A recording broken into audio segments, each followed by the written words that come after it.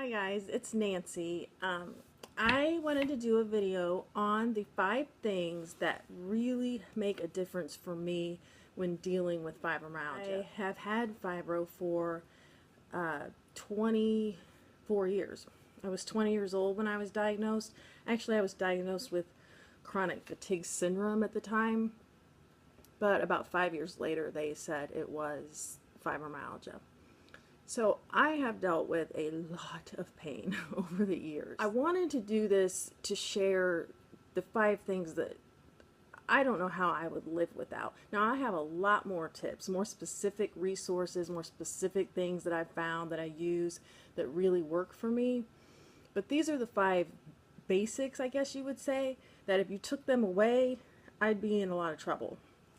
So that's really where I wanted to start, and I hope you will stay with me and we'll get started. Okay, so number 1 would be a really good doctor that you like, that you trust, that listens to you.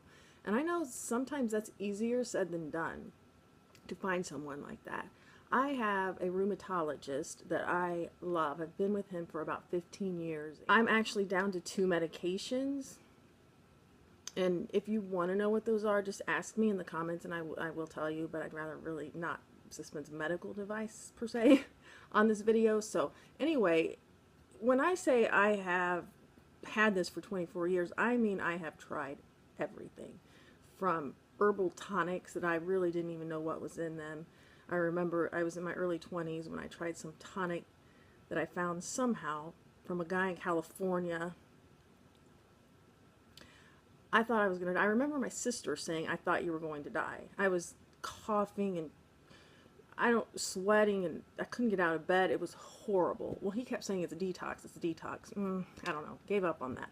I've tried everything from herbal tonics to all natural, no medications, homeopathy, acupuncture, iridology, honestly, you name it, I've probably tried it. I got to the point where I could not handle the pain, so I did try the strong meds like OxyContin, methadone even, which I almost fell asleep driving on. I couldn't handle the side effects of those. So I just wanted to give you a little background saying that I really have tried a lot of things, and I'm not a person who just has a little case of it and it barely affects me. No, it's just after all these years I've learned ways to really manage and be able to live, I would say, a pretty good life. Okay, so back to number 1 is a good doctor that will listen to you and be willing to try different medications. If you need help finding a doctor, please let me know that too in the comments, and I can give you some suggestions about how to do that. Okay, number 2, I would say honestly is stretching, just plain old stretching. And I wish I had the kind of camera where I could show you the actual stretches that I do, but stretching in general does make a world of difference to help keep your muscles at, it's the blood flow, I believe. Number 3, and this is where my little props come in, would be hot baths with good old Epsom salt. Hot baths with Epsom salt, I'm telling you, I don't know how I could live without them.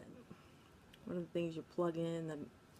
A heating pad, hot water bottle, baths with Epsom salt, and I love essential oils. These make a difference to me. They smell good, they're relaxing, they do have some, medicinal properties if you'd like to look those up. Combined with the Epsom salt, and I'm talking pretty hot water. I get my baths hot. That's individual, up to you, how much heat you can handle. I just brought a couple of these downstairs to show you my favorites, which would be Geranium. I really like Geranium. Lime, I just love the smell of lime. And then Clary Sage has always been one of my favorites too. I just really love how it smells. And I have different ones that I use at different times or whatever, but that would be number 3. Heat, hot baths. The moist heat really helps with the baths, and the Epsom salt helps, the muscle pain.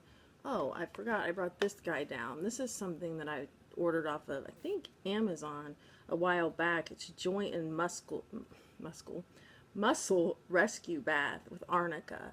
Now it's very oily and thick, so it will leave a ring around your tub if you use it, you know, repeatedly without cleaning your tub, which when you have fibro, it can be kind of hard to clean your tub. So I use it pretty sparingly, but it has a great smell to it. It's very comforting, so I would recommend that too. Okay, on to number 4. 4 for me would be massages. I try to get regular massages because I can tell if it's been several weeks or even months where I haven't had a massage, I can tell a difference in my body. Really, I like to go once every 2 weeks. Well, ideally I'd like to go every day, but financially, once every 2 weeks makes a big difference. It's temporary, as well as the hot baths and things. These are more temporary things, other than the doctor, of course. But to get by, you know, and to get through day to day, and to be able to manage the pain, these things are so important, at least for me. Number 5 would be the power of the mind. Now, when I was a teenager, I think it was, maybe even, yeah, teenager, I read Norman Vincent Peale's book, The Power of Positive Thinking, and I got it. I understood the premises of it at that age. But I was also dealing with a lot of traumatic issues, traumatic for me at home. I don't want to go into a lot of detail, but my parents had gotten divorced. They both got remarried quickly. My father had a massive stroke. There was a lot going on. So I read it. I understood the premise of your attitude being important, but I had a lot of hurt in me, emotional hurt, and I had a lot of anger, and I just couldn't use the information the way I've been able to do in my 40s. Really, in my late 30s, I started really getting how important that is to maintain a positive frame of mind. And it's not always easy. I know it's when you're dealing with chronic pain, just anything in life, but chronic pain, it's very tough, because you do have those days where it's like, I can't do it. And I may insert a little video clip here of me the other day on the couch crying because I didn't know if I could continue to make YouTube videos because my body gets run down. I'm trying to say those moments have become moments and not days or weeks or months or even years. You know, as I've gotten older, as I've learned more and put it to use. So I would say number 5 is almost more important than any of them. Maybe not the doctor and medications, because when you have a lot of pain, you have a lot of pain, and you need help. I will expand on that in future videos, on different resources and things that have really helped me with my attitude and thinking more positively and not dwelling on the negative, and getting, you know, crawling up out of those times where you just almost want to die. I mean, I know that if you suffer from this, you know what I'm talking about. So that would be number 5. 5 basic things, but please do stay tuned for more specific things and more ideas and fun things as I go along and share my journey with you. Never give up hope. Never give up hope, because it can get better, and I will help you. I'm here. I will help you. You can ask me any question, and I will do my best to answer, you know, from my experience. So it was good talking to you. Thanks for watching, and I will see you next time.